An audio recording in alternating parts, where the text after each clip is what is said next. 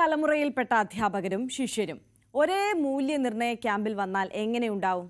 അപൂർവമായ തലമുറ സംഗമത്തിന് വേദിയായിരിക്കുകയാണ് കുറ്റിപ്പുറത്തെ മൂല്യനിർണ്ണയ ക്യാമ്പ്. കാണാം വിശേഷം. കുറ്റിപ്പുറം ഗവൺമെന്റ് ഹയർ സെക്കൻഡറി സ്കൂളിലെ മൂല്യനിർണ്ണയ ക്യാമ്പിനെത്തിയതാണ് ഈ 3 അധ്യാപകരും. എന്നാൽ ഈ സംഗമത്തിന് ഒരു പ്രത്യേകതയുണ്ട്. അപൂർവമായ ഗുരു ശിഷ്യ സംഗമമാണ് ഇത്. തിരൂർ ബോയ്സ് ഹയർ സെക്കൻഡറി സ്കൂളിലെ അധ്യാപകനായ TV രഘുനാഥ് മൂല്യനിർണ്ണയ ക്യാമ്പിൽ ഡ്യൂട്ടിക്ക് എത്തിയപ്പോഴാണ് ശിഷ്യനായ K കിഷോറിനെ കണ്ടത്. മൂല്യനിർണ്ണയ ഡ്യൂട്ടിക്ക് എത്തിയതാണ് കിഷോറും. ഡ്യൂട്ടി പുരോഗമിക്കുന്നതിനിടെയാണ് ഒരാളെ കൂടി കണ്ടുമുട്ടിയത്. കിഷോറിന്റെ ശിഷ്യയായിരുന്ന ശില്പ.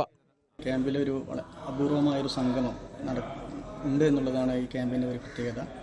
എൻ്റെ അധ്യാപകനായിരുന്ന രഘു സാറ് അക്കൗണ്ടൻസിയുടെ അധ്യാപകനായിരുന്നു. ആ സാറ് കൂടെ ഈ ക്യാമ്പിൽ പങ്കെടുക്കുന്നുണ്ട്. അതോടൊപ്പം തന്നെ 2006-07 കാലഘട്ടത്തിൽ എൻ്റെ പ്ലസ് ടു വിദ്യാർത്ഥിയായിരുന്ന ശില്പ. ഇപ്പോൾ ശില്പ കൂട്ടായി സ്കൂളിലെ ഹയർ സെക്കൻഡറി അധ്യാപികയാണ്, കൊമേഴ്സ്. ഞങ്ങൾ 3 പേരും ഒരേ വിഷയം ഇവിടെ വാല്യുവേഷൻ നടത്തുന്നു, കൊമേഴ്സിലെ വാല്യുവേഷൻ ക്യാമ്പിൽ ഒത്തുകൂടുന്നു എന്നുള്ളത് വളരെ സന്തോഷം തരുന്ന ഒരു മുഹൂർത്തമായതുകൊണ്ടാണ് ഇവിടെ പങ്കുവയ്ക്കുന്നത്. അങ്ങനെ 3 തലമുറയിൽപ്പെട്ട അധ്യാപകർ ഒപ്പമിരുന്ന ഉത്തരക്കടലാസുകൾ നോക്കി തുടങ്ങി. ശിഷ്യനോടും ശിഷ്യന്റെ ശിഷ്യയോടും ഒരുമിച്ച് ജോലിയെടുക്കാൻ കഴിഞ്ഞത് അപൂർവ ഭാഗ്യമെന്ന രഘുനാഥ്. ഇപ്പോൾ ഒരു അധ്യാപകനെ സംബന്ധിച്ചിടത്തോളം അവൻ്റെ അധ്യാപകൻ്റെ ജീവിതത്തിലെ ഏറ്റവും അസുലഭമായൊരു മുഹൂർത്തം തന്നെയാണത്. വളരെ സന്തോഷകരമായൊരു മുഹൂർത്തമാണ്. പഠിപ്പിച്ച ആൾ അധ്യാപകനായിട്ട് മാറുക, ആ അധ്യാപകൻ പഠിപ്പിച്ച ഒരാൾ ഒരു ടീച്ചർ വേറൊരു അധ്യാപികയായിട്ട് മാറുക, 3 പേരും കൂടി ഒരേ സമയം വാല്യുവേഷൻ ക്യാമ്പിൽ ഒരേ വിഷയങ്ങൾ വാല്യുവേഷന് വേണ്ടി ഇരിക്കുക എന്നൊക്കെ പറഞ്ഞു കഴിഞ്ഞാൽ നമ്മുടെ ജീവിതത്തിലെ ഏറ്റവും സന്തോഷകരമായൊരു മുഹൂർത്തമാണിത്. മാത്രമല്ല, ഞാൻ റിട്ടയർ ചെയ്യാൻ പോകുന്നു, ഈ മാസം 31 റിട്ടയർ ചെയ്യാൻ പോകുന്ന എന്നെ സംബന്ധിച്ചിടത്തോളം വളരെ അഭിമാനകരമായ സന്തോഷം നൽകുന്ന ഒരു മുഹൂർത്തം കൂടിയാണ്. ഈ അധ്യാപകരെ മൂല്യനിർണ്ണയ ക്യാമ്പിലെത്തിയ മറ്റധ്യാപകരും കൗതുകത്തോടെയാണ് കണ്ടത്. രഘുനാഥ് അടുത്ത മാസം 1-ാം തീയതി സർവീസിൽ നിന്ന് വിരമിക്കുകയാണ്. താനൂർ SMM ഹയർ സെക്കൻഡറി സ്കൂളിലെ അധ്യാപകനാണ് കിഷോർ. തിരൂർ കൂട്ടായി ഹയർ സെക്കൻഡറി സ്കൂളിലെ അധ്യാപികയാണ് ശില്പ. അങ്ങനെ മൂല്യനിർണ്ണയ ക്യാമ്പ് ഒരു തലമുറ സംഗമമായി മാറി. ന്യൂസ് 18 കുറ്റിപ്പുറം.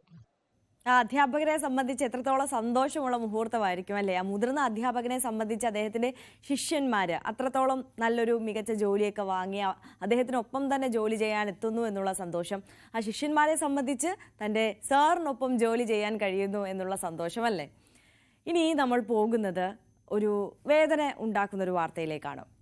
PT ഉഷ, ഷൈനി വിൽസൺ എന്നിവർക്കൊപ്പം ദേശീയ തലത്തിൽ മത്സരങ്ങളിൽ പങ്കെടുത്തിരുന്ന കായിക താരം കേറിക്കിടക്കാൻ ഒരു വീടിനായി നെട്ടോട്ടം ഓടുകയാണ്. ചങ്ങരംകുളം ചിയാനൂർ സ്വദേശിയായ കുറുമ്പക്കുട്ടിയാണ് സ്വന്തമായ ഒരു വീടില്ലാതെ ദുരവസ്ഥയിലുള്ളത്. സ്കൂൾ പ്രീ ഡിഗ്രി കാലയളവിൽ നിരവധി മത്സരങ്ങളിൽ പങ്കെടുത്ത കുറുമ്പാക്കുട്ടിയുടെ ജീവിതം ഏറെ പ്രതീക്ഷയും സ്വപ്നങ്ങളും നിറഞ്ഞതായിരുന്നു. എന്നാൽ ജീവിത പ്രാരാബ്ദങ്ങളിൽ എല്ലാം കൈവിട്ടുപോയി. അത്ലറ്റിക് മത്സരങ്ങളിൽ പങ്കെടുത്ത് ജനശ്രദ്ധയാകർഷിച്ച കുറുമ്പാക്കുട്ടിയുടെ പേരിൽ തൃശൂർ വടക്കേ സ്റ്റാൻഡിൽ സർക്കാർ സ്വിമ്മിംഗ് പൂൾ നിർമ്മിച്ചു നൽകിയത് ഇന്നും നിലനിൽക്കുന്നുണ്ട്. തൃശൂർ സ്വദേശിയായ ഇവർ 2 പതിറ്റാണ്ടായി ചങ്ങരംകുളത്ത് ഭർത്താവ് തങ്കപ്പനൊപ്പം വാടക വീട്ടിലാണ് താമസം. സ്വന്തമായി ഒരു വീട് എന്ന സ്വപ്നം യാഥാർത്ഥ്യമാക്കാൻ നിരവധി പേരെ സമീപിച്ചെങ്കിലും പരിഹാരമായില്ല. എനിക്ക് വീടാണ് ആവശ്യം. വാടക കൊടുത്ത് തോറ്റു സാറേ. ഇപ്പം 4000 രൂപ ഇതിന് കൊടുക്കണം. ഇവിടെ 25 വർഷമായി ഞാൻ ഈ മലപ്പുറം ജില്ലയിൽ വന്നിട്ട്, ആലങ്കോട് പഞ്ചായത്തിൽ വന്നിട്ട്. 2000 വന്നത് ഞാൻ. ഇപ്പം 2025 ആയില്ലേ. ഷൈനിയുടെ കൂടെ 800 പങ്കെടുത്തിട്ട് 800 സെക്കൻഡ്. PT കൂടെ 110 മീറ്റർ ഹഡിൽസിന് സെക്കൻഡ്. സൂക്ഷിക്കാൻ ഇടമില്ലാതായതോടെ സർട്ടിഫിക്കറ്റുകളും മെഡലുകളും ഉപേക്ഷിക്കുകയും നശിക്കുകയും ചെയ്തു തുടങ്ങിയിട്ടുണ്ട്. PT ഉഷയോടും ഷൈനി വിൽസനുമൊപ്പം ദേശീയ തലത്തിൽ മത്സരങ്ങളിൽ പങ്കെടുത്തിരുന്നയാളാണ് കുറുമ്പാക്കുട്ടി. ഇന്ന് കയറിക്കിടക്കാൻ സ്ഥലമില്ലാതെ ഒരു വീടിനായി നെട്ടോട്ടമോടുകയാണിവർ. ന്യൂസ് 18 തിരൂർ. കുറുമ്പക്കുട്ടിയുടെ പേരിൽ സർക്കാർ നിർമ്മിച്ച ഒരു സ്വിമ്മിംഗ് പൂളൊക്കെ ഉണ്ട്, പക്ഷേ സ്വന്തമായി കയറി കിടക്കാൻ ഒരു വീടില്ല എന്നുള്ളത് എത്രത്തോളം വലിയൊരു ദുരവസ്ഥയാണെന്ന് ഓർത്തു നോക്കും. എന്തായാലും ഈ വാർത്ത പ്രേക്ഷകരിലേക്ക് എത്തുമ്പോൾ അധികാരികൾ അടക്കം ഇത് കാണും. കുറുമ്പക്കുട്ടിക്ക് ഒരു വീട് ഒരുങ്ങുമെന്ന് നമുക്കും പ്രതീക്ഷിക്കാം. ഇടുക്കി വാത്തിക്കുടിയിലെ ലൈഫ് ഫ്ളാറ്റ് നിർമ്മാണത്തിൽ അപാകതയെന്ന നാട്ടുകാർ. ക്രമക്കേടുകൾ ചൂണ്ടിക്കാട്ടിയിട്ടും അധികൃതർ നടപടിയെടുക്കുന്നില്ല എന്നാണ് ഇവരുടെ ആക്ഷേപം. വാത്തിക്കുടി പഞ്ചായത്തിലെ മുരിക്കാശ്ശേരിയിലാണ് 28 കുടുംബങ്ങൾക്കായുള്ള ഫ്ളാറ്റ് നിർമ്മാണം. 90 സെന്റ് സ്ഥലത്താണ് നിർമ്മാണം. നിർമ്മാണത്തിന് ഉപയോഗിക്കുന്ന സാമഗ്രികളുടെ ഗുണനിലവാരത്തിൽ അടക്കമാണ് നാട്ടുകാർ സംശയം പ്രകടിപ്പിക്കുന്നത്. മുറിയുടെ ഭിത്തി നിർമ്മാണം ഇരുമ്പ് ചതുര പൈപ്പുകളിലാണെന്നും കനം കുറഞ്ഞ തകിട് ഉപയോഗിച്ചാണ് തറയുടെ കോൺക്രീറ്റ് എന്നും നാട്ടുകാർ ആരോപിക്കുന്നു. ജനലുകളും വാതിലുകളും ഉൾപ്പെടെ മുഴുവൻ ഇരുമ്പിൽ നിർമ്മിച്ചിരിക്കുന്നതിനാൽ വൈദ്യുതാഘാതവും ഇടിമിന്നൽ ഭീഷണിയും ഉള്ളതായും നാട്ടുകാർ പറയുന്നു. വലിയ വ്യാപകമായ അഴിമതിയും ക്രമക്കേടുമാണ് ഈ നിർമ്മാണത്തിൽ തന്നെ ഉള്ളത്. റവന്യൂ വകുപ്പിൽ നിന്ന് 90 സെന്റ് സ്ഥലം ഈ ഭവന പദ്ധതിക്കായി വിട്ടുകൊടുത്തത് ദുരുപയോഗപ്പെടുത്തുകയും ഇത് ഇരുമ്പ് ഗേഡർ വെച്ച് അശാസ്ത്രീയമായ നിർമ്മാണ പ്രവർത്തനം നടത്തിക്കൊണ്ട് ഇരുമ്പ് ഗേഡർ വെച്ചിട്ട് 4 നിലകളിലായി പണിയുമെന്നാണ് എസ്റ്റിമേറ്റ് പറയുന്നത്. നിർമ്മാണത്തിന്റെ ആദ്യഘട്ടം മുതൽ അശാസ്ത്രീയതയുണ്ടെന്ന പരാതി ഉയർന്നിരുന്നു. 4,55 ലക്ഷം രൂപയാണ് പദ്ധതിക്കായി വകയിരുത്തിയത്. 2 വർഷം കഴിഞ്ഞിട്ടും പ്രവൃത്തി എങ്ങുമെത്തിയില്ല. വീണ്ടും 3 കോടി രൂപ കൂടി അധികമായി അനുവദിക്കണമെന്നാണ് നിർമ്മാണ കമ്പനിയുടെ ആവശ്യം. 28 വീടുകൾക്ക് 10 ലക്ഷം രൂപ ചിലവിട്ടാൽ പോലും 2.80 കോടിയിൽ വീടുകൾ പൂർത്തീകരിക്കാമെന്നിരിക്കെയാണ് അധിക തുക ആവശ്യപ്പെടുന്നത്. ഇതിൽ അന്വേഷണം വേണമെന്നും ആവശ്യമുണ്ട്. ഇത് വ്യാപകമായ ക്രമക്കേടിനും അഴിമതിക്കും ഇരയാക്കുന്ന സ്ഥിതിയാണുള്ളതെന്ന് ഏതൊരാൾക്കും നഗ്ന നേത്രത്തിൽ തന്നെ ബോധ്യപ്പെടുന്ന കാര്യമാണ്. അതുകൊണ്ട് ഇത് സംബന്ധിച്ച് സമഗ്രമായ അന്വേഷണം നടത്തി വിജിലൻസ് അടക്കം അന്വേഷണം നടത്തിക്കൊണ്ട് ഈ നിർമ്മാണ പ്രവർത്തനങ്ങൾ ഇതിൻ്റെ പേരിൽ നടത്തുന്ന തട്ടിപ്പ് അവസാനിപ്പിക്കണമെന്ന് CPIയുടെ ഇടുക്കി മണ്ഡലം കമ്മിറ്റി ആവശ്യപ്പെടുന്നു. വാത്തിക്കുടിയിലെ ലൈഫ് പദ്ധതിയിൽ അഴിമതി ഉണ്ടെന്നും വിജിലൻസ് അന്വേഷിക്കണമെന്നും CPI ജില്ലാ സെക്രട്ടേറിയറ്റ് അംഗം MK പ്രിയൻ ആവശ്യപ്പെട്ടു. ന്യൂസ് 18 ഇടുക്കി. കരാറുകാരന് പണം ലഭിക്കാതായതോടെ ഇടുക്കി നെടുങ്കണ്ടത്തെ താലൂക്ക് ആശുപത്രിക്കായുള്ള കെട്ടിട നിർമ്മാണം പൂർണ്ണമായും നിലച്ചു. 2 വർഷം കൊണ്ട് പൂർത്തീകരിക്കുമെന്ന ഉറപ്പിൽ ആരംഭിച്ച നിർമ്മാണമാണ് ഇപ്പോൾ 5 വർഷമായിട്ടും പൂർത്തിയാകാത്തത്. ഇതോടെ നെടുങ്കണ്ടത്തെ ജില്ലാ ആശുപത്രിയായി ഉയർത്തുമെന്ന പ്രഖ്യാപനവും അനിശ്ചിതത്വത്തിലായി. 2020-ൽ മുൻപുണ്ടായിരുന്ന 3 കെട്ടിടങ്ങൾ പൊളിച്ചു മാറ്റിയാണ് പുതിയ കെട്ടിട സമുച്ചയങ്ങളുടെ നിർമ്മാണം ആരംഭിച്ചത്. 7 നിലകൾ വീതമുള്ള 2 കെട്ടിടങ്ങളിലായി 150 കിടക്കകളും സ്പെഷ്യാലിറ്റി വിഭാഗങ്ങൾ ഉൾപ്പെടെയുള്ള സൗകര്യങ്ങളുമാണ് വിഭാവനം ചെയ്തത്. കിഫ്ബി ഫണ്ടിൽ നിന്നും 59 കോടി 30 ലക്ഷം രൂപയാണ് അനുവദിച്ചത്. എന്നാൽ യഥാസമയം കരാറുകാരന് പണം ലഭിക്കാതെ വന്നതോടെ നിർമ്മാണം പ്രതിസന്ധിയിലാവുകയായിരുന്നു. 10 കോടിയോളം രൂപ കരാറുകാരന് കിട്ടാനുണ്ട്. ഇതോടെ പണി പൂർണ്ണമായി നിർത്തിവെക്കുകയായിരുന്നു. ഈ ആശുപത്രിയുടെ പണി പൂർണ്ണമായും നിന്നിരിക്കുകയാണ്.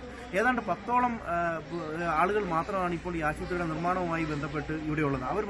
അവരെ അന്വേഷിച്ചപ്പോൾ അവർ മുഴുവൻ ഇതിന്റെ സൂപ്പർവൈസർമാരാണ് എന്നാണ് പറഞ്ഞത്. അതായത് ഇതിന്റെ അടിസ്ഥാനപരമായ ജോലി ചെയ്യുന്ന മുഴുവൻ ലേബേഴ്സിനെയും ഈ കരാറെടുത്തിരിക്കുന്ന കമ്പനിക്കാരൻ പിരിച്ചുവിട്ടു. ഞാൻ ആ കമ്പനിയുമായി ബന്ധപ്പെട്ട് കഴിഞ്ഞപ്പോൾ അവർ പറയുന്നത് ഭീമമായൊരു തുക അവർക്ക് കിട്ടാനുണ്ട്. അതുകൊണ്ട് അവർക്ക് ഇത് മുന്നോട്ട് കൊണ്ടുപോകാൻ കഴിയാത്തൊരു സാഹചര്യമുണ്ട്. ഇനി പൈസ കിട്ടിയാൽ മാത്രമേ ഇത് മുന്നോട്ട് കൊണ്ടുപോകാൻ കഴിയൂ.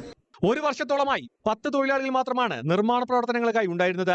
നിലവിൽ 4 സൂപ്പർവൈസർമാർ മാത്രമാണ് ഉള്ളത്. 2 വർഷം കൊണ്ട് പൂർത്തീകരിക്കുമെന്ന് പ്രഖ്യാപിച്ച പദ്ധതി എങ്ങും എത്താത്ത അവസ്ഥയിലാണ് നിലവിലുള്ളത്. നിലവിലെ OP-IP ബ്ലോക്കുകളുടെ അവസ്ഥയും ശോചനീയമാണ്. കെട്ടിട നിർമ്മാണം അനിശ്ചിതത്വത്തിലായതോടെ നെടുങ്കണ്ടത്തെ ജില്ലാ ആശുപത്രിയായി ഉയർത്തുമെന്ന പ്രഖ്യാപനവും വാഗ്ദാനത്തിൽ ഒതുങ്ങി. നിലവിൽ തോട്ടം കാർഷിക മേഖലയായ ഉടുമ്പൻചോല താലൂക്കിലെ ആരോഗ്യരംഗം ഇതോടെ പ്രതിസന്ധിയിലാണ്. ന്യൂസ് 18 ഇടുക്കി. ഇനി നമുക്ക് ഇടുക്കിയിലെ തന്നെ കട്ടപ്പനയിലേക്ക് പോകാം. അവിടെ 20 ഏക്കർ തൊവരയാർ നിവാസികൾ ഒരു നല്ല റോഡില്ലാത്തതിനാൽ വല്ലാത്ത ദുരവസ്ഥ അനുഭവിക്കുകയാണ്. ശോചനീയാവസ്ഥയിലായ റോഡ് നന്നാക്കാൻ നടപടിയില്ലാത്തതിനാൽ നാട്ടുകാർ പ്രതിഷേധത്തിലുമാണ്. കട്ടപ്പന നഗരസഭയിൽ ഉൾപ്പെടുന്നതാണ് 20 ഏക്കർ തൊവരയാർ റോഡ്. വർഷങ്ങളായി പൊട്ടിപ്പൊളിഞ്ഞിട്ട് കുണ്ടും കുഴിയും നിറഞ്ഞ റോഡിലൂടെ യാത്ര അസാധ്യമാണ്. നാട്ടുകാർ പലതവണ മന്ത്രിമാർക്കടക്കം പരാതി നൽകി. പക്ഷേ റോഡ് നന്നാക്കാൻ നടപടിയുണ്ടായില്ല. 20 ഏക്കർ സർക്കാർ ആശുപത്രിയിലേക്ക് ഉൾപ്പെടെ എത്തിച്ചേരാൻ ആളുകൾ ആശ്രയിക്കുന്ന റോഡാണിത്. ഉപ്പുതറ മുതലുള്ള രോഗികളെ ഈ റോഡിൽ കൂടെ ഇങ്ങോട്ട് വരുന്നത്. ഈ റോഡിൽ കൂടെ ഒരു ഗർഭിണികളെ കൊണ്ട് വന്നാൽ ഹോസ്പിറ്റലിൽ ചെല്ലുന്നതിന് മുമ്പായിട്ട് താൽക്കാലിക ഹോസ്പിറ്റലിൽ ചെല്ലുന്നതിന് മുമ്പായിട്ട് തന്നെ ഗർഭിണി പ്രസവിക്കുന്ന ഒരവസ്ഥയാണ്. ഈ മന്ത്രിയുടെ പ്രഖ്യാപനം കൊണ്ട് മുനിസിപ്പാലിറ്റിയിൽ നിന്നുള്ള എല്ലാ മിക്കവാറും റോഡുകളെല്ലാം ന്യായമായിട്ടുള്ള പണികളെല്ലാം കുഴിയെല്ലാം അടച്ചു. പക്ഷേ മന്ത്രി ഇത് പ്രഖ്യാപിച്ചതിൻ്റെ പേരിൽ മുനിസിപ്പാലിറ്റിയിൽ നിന്നും ഫണ്ട് കിട്ടിയാത്തൊരവസ്ഥയിലാണ് ഈ ഇവിടുത്തെ പൊതുജനങ്ങളും ഈ നാട്ടിലെ നിവാസികളും നിൽക്കുന്നത്. എത്രയും വേഗം നമുക്ക് ഈ റോഡ് നന്നാക്കി തന്നെ സഞ്ചാരയോഗ്യമാക്കണമെന്ന് മാത്രമേ ഞങ്ങൾ ആവശ്യപ്പെടുന്നുള്ളൂ. തകർന്ന റോഡിലൂടെ കാൽനടയാത്ര പോലും പ്രയാസമെന്ന് നാട്ടുകാർ. ആശുപത്രി ആവശ്യങ്ങൾക്ക് വാഹനമെത്താത്തതാണ് നാട്ടുകാരെ കൂടുതൽ ദുരിതത്തിലാക്കുന്നത്. റോഡ് നന്നാക്കിയില്ലെങ്കിൽ സമരമല്ലാതെ മറ്റു മാർഗമില്ലെന്ന് നാട്ടുകാർ പറയുന്നു. ന്യൂസ് 18 ഇടുക്കി. ഈ ഹൈറേഞ്ചിലെ കർഷകരുടെ പ്രധാന കാർഷിക വിള എന്ന് പറയുന്നത് കുരുമുളകും ഏലവും കാപ്പിയും ഒക്കെയാണല്ലോ.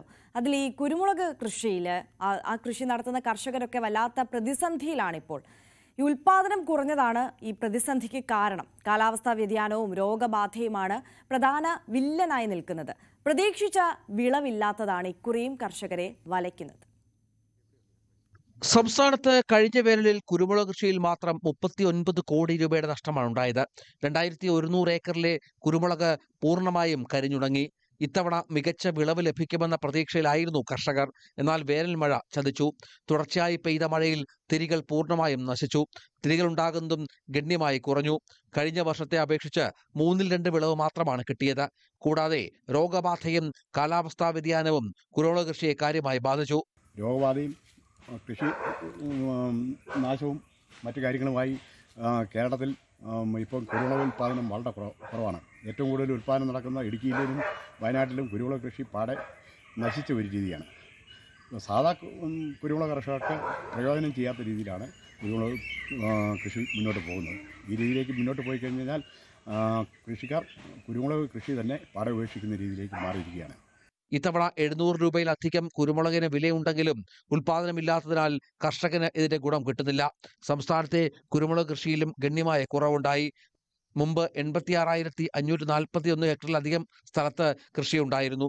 എന്നാൽ ഇന്ന് കുരുമുളക് കൃഷിയുള്ളത് 75,000 ഹെക്ടറിൽ മാത്രം. സംസ്ഥാന സർക്കാരിന്റെയും കൃഷി വകുപ്പിന്റെ ഭാഗത്തു നിന്ന് കൃത്യമായ ഇടപെടൽ ഉണ്ടായില്ലെങ്കിൽ വലിയ പ്രയാസത്തിലാകും കർഷകർ. ന്യൂസ് 18 ഇടുക്കി. ഇപ്പോൾ നമ്മൾ തുടക്കത്തിൽ സൂചിപ്പിച്ചതുപോലെ തന്നെ ഇന്ന് പെസഹ വ്യാഴമാണ്. ക്രൈസ്തവ ദേവാലയങ്ങളിൽ പ്രത്യേക ചടങ്ങുകളും പ്രാർത്ഥനകളും ഒക്കെ നടക്കുന്ന ദിവസമാണ്. കാക്കനാട് സെന്റ് ഫ്രാൻസിസ് അസീസി കത്തീഡ്രലിലേക്കാണ് നമ്മൾ പോകുന്നത്. അവിടെ നിന്ന് ഡാനി പോൾ നമുക്കൊപ്പം ചേരുകയാണ്. ഡാനിയിലേക്ക് നമുക്ക് എത്താം. അവിടെ ഇപ്പോൾ പ്രാർത്ഥന പുരോഗമിക്കുകയാണ്.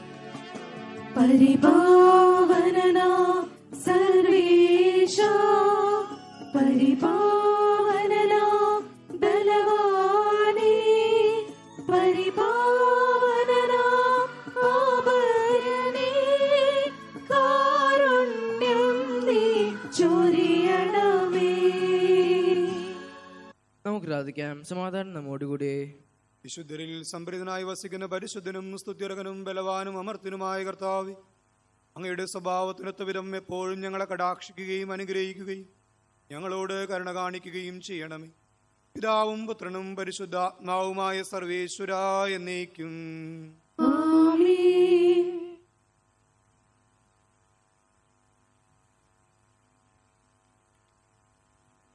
പുറപ്പാടിന്റെ പുസ്തകത്തിൽ നിന്നുള്ള വായന 12-ാം അധ്യായം 1 മുതൽ 20 വരെയുള്ള തിരുവചനങ്ങൾ. കർത്താവെ ആശീർവദിക്കണമേ. ദൈവം നിന്നെ അനുഗ്രഹിക്കട്ടെ. കർത്താവ് ഈജിപ്തിൽ വെച്ച് മോശയോടും അഹ്റോനോടും അരുളി ചെയ്തു, ഈ മാസം നിങ്ങൾക്ക് വർഷത്തിന്റെ ആദ്യ മാസമായിരിക്കണം. ഇസ്രായേൽ സമൂഹത്തോട് മുഴുവൻ പറയുവിൻ, ഈ മാസം 10-ാം ദിവസം ഓരോ കുടുംബത്തലവനും ഓരോ ആട്ടിൻകുട്ടിയെ കരുതി വയ്ക്കണം. ഒരു വീടിന് ഒരു ആട്ടിൻകുട്ടി വീതം. ഏതെങ്കിലും കുടുംബം ഒരു ആട്ടിൻകുട്ടിയെ മുഴുവൻ ഭക്ഷിക്കാൻ മാത്രം വലുതല്ലെങ്കിൽ ആളുകളുടെ എണ്ണം നോക്കി അയൽ കുടുംബത്തെയും പങ്കുചേർക്കട്ടെ. ഭക്ഷിക്കാനുള്ള കഴിവ് പരിഗണിച്ചു വേണം ഒരാടിന് വേണ്ട ആളുകളുടെ എണ്ണം. കാക്കനാട് സെന്റ് ഫ്രാൻസിസ് അസീസി കത്തീഡ്രലിലെ പ്രാർത്ഥനാ ചടങ്ങുകളാണ് നമ്മൾ കാണുന്നത്. അവിടെ നിന്ന് ഡാനി പോൾ നമുക്കൊപ്പം ചേരുകയാണ്. ഡാനി, അവിടെ ചടങ്ങുകളെല്ലാം ആരംഭിച്ചല്ലോ അല്ലേ? ഒരു വയസ്സുള്ളതും ചടങ്ങുകൾ പെസഹ ദിനത്തിന്റെ ഈ ചടങ്ങുകളിലേക്ക് കടന്നിരിക്കുന്നു. ദേവാലയങ്ങളിൽ പ്രത്യേക പ്രാർത്ഥനകളും എല്ലാം തന്നെ തുടങ്ങിയിട്ടുണ്ട്. വിവിധ സമയങ്ങളിലായിട്ടാണ് ആ പ്രാർത്ഥന അതോടൊപ്പം തന്നെ ഈ ശുശ്രൂഷ ചടങ്ങുകൾ നടക്കുന്നത്. സിറോ മലബാർ സഭയിൽ കൂടുതൽ പള്ളികളിലും തന്നെ ഏതാണ്ട് എല്ലാ പള്ളികളിലും തന്നെ രാവിലെയാണ് ചടങ്ങുകൾ നടക്കുന്നത്. ലത്തീൻ സഭയുടെ കീഴിലുള്ള പള്ളികളിൽ അത് വൈകിട്ടാണ് ചടങ്ങുകൾ. ഇപ്പോൾ ഇവിടെ കാക്കനാട് സെന്റ് ഫ്രാൻസിസ് അസീസി ദേവാലയത്തിൽ ഇവിടെ സിറോ മലബാർ സഭ മേജർ ആർച്ച് ബിഷപ്പായ മാർ റാഫേൽ തട്ടിലാണ് ഈ ശുശ്രൂഷ ചടങ്ങുകൾക്ക് നേതൃത്വം നൽകുന്നത്. ഇന്നത്തെ ഏറ്റവും പ്രധാനപ്പെട്ട ചടങ്ങ് എന്ന് പറയുന്നത് കാൽകഴുകൽ ശുശ്രൂഷയാണ്. ഈ പെസഹ ദിനാചരണത്തിന്റെ ഏറ്റവും വലിയ പ്രത്യേകതയും അത് തന്നെയാണ്. പ്രതീകാത്മകമായി 12 ശിഷ്യന്മാരുടെ കാലുകൾ കഴുകി എന്ന വിശ്വാസത്തിൽ തന്നെ 12 പേരുടെ കാലുകൾ പ്രധാന പുരോഹിതൻ കഴുകുന്നു. അത് ക്രിസ്തുദേവൻ തന്റെ എളിമയുടെ ഒരു അടയാളപ്പെടുത്തലായ അദ്ദേഹം ചെയ്ത പ്രവൃത്തിയുടെ ഒരു ആചരണമാണത്.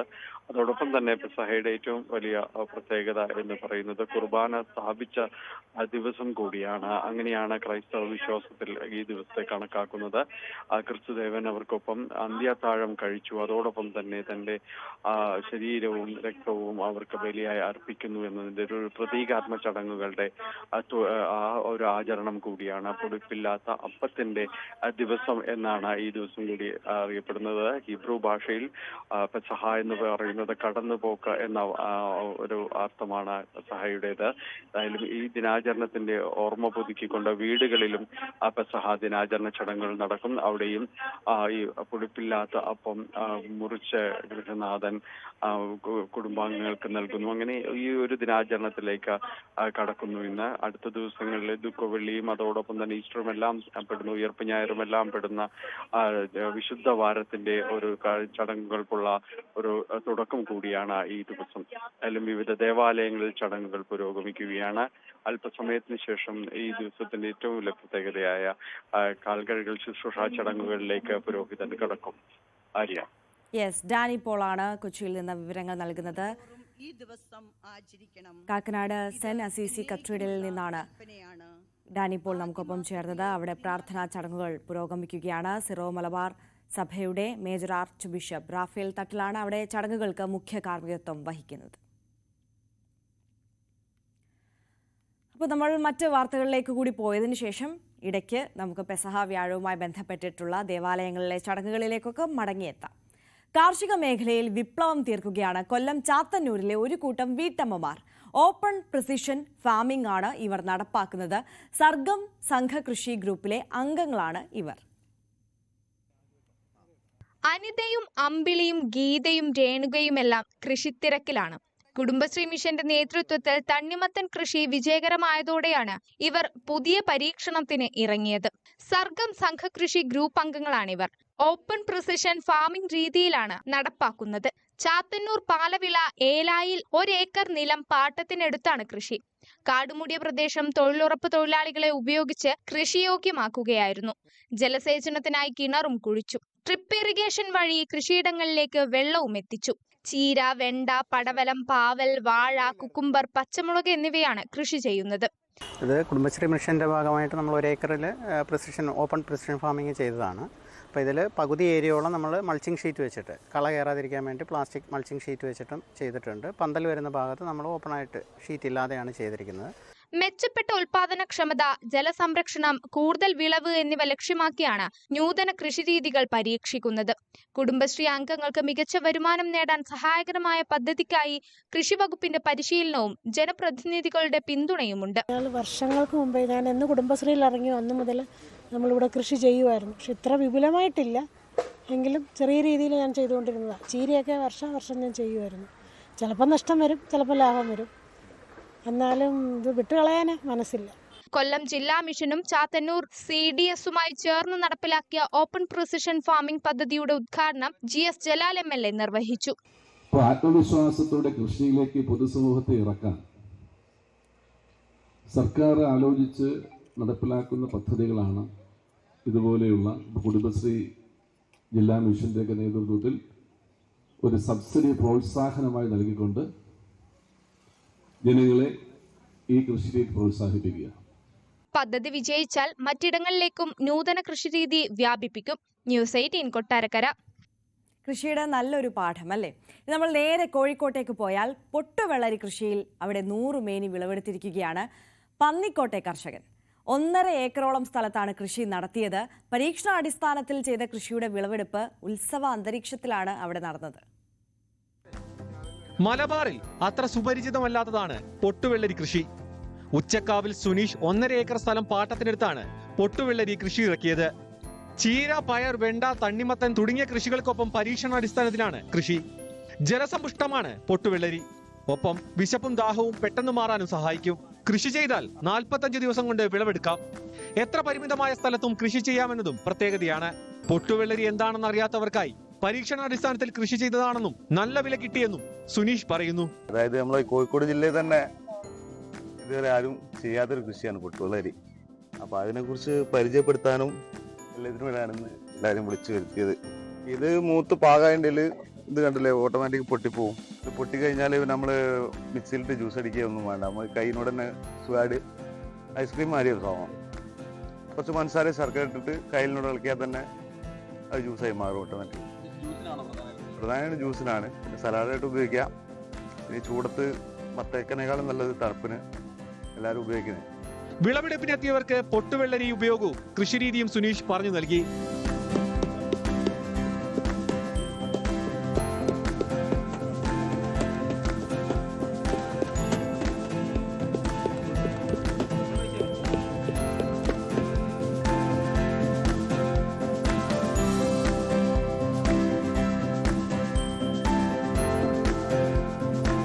ഏറെ സ്വാദിഷ്ടമാണ് പൊട്ടുവെള്ളരി ജ്യൂസ്. ഇത് ഒരു പുതിയ ജ്യൂസാണ് കഴിക്കുന്നത്. പൊട്ടുവെള്ളരി ഒരു പുതിയ അനുഭവമാണ് ഇത്. നമ്മുടെ പഞ്ചായത്തിലെ, നമ്മുടെ വാർഡിലെ യുവ കർഷകനായിട്ടുള്ള സുനീഷ് അവരുടെ പ്രയത്നം കൊണ്ടുള്ള പുതിയ കണ്ടുപിടുത്തം, കൃഷിയിൽ നവീന രീതിയിൽ കൃഷിയുടെ കണ്ടുപിടുത്തം, അതിൻ്റെ ഒരു ഭാഗമാണ് ഈ പൊട്ടുവെള്ളരി ഇവരുടെ പരിചയപ്പെടുത്തിയത്. ഇത് ഒരു അനുഭവം തന്നെയാണ് ഇതിന്റെ ജ്യൂസ് കഴിക്കുമ്പോൾ. ഇത് വളരെ ഹെൽത്തിയാണ്. ഇതിനെ പ്രോത്സാഹിപ്പിക്കുക എന്നുള്ളത് പഞ്ചായത്തിന്റെ കടമയാണ്. പുതിയ കൃഷി രീതി കാണാൻ നിരവധി പേർ എത്തിയിരുന്നു.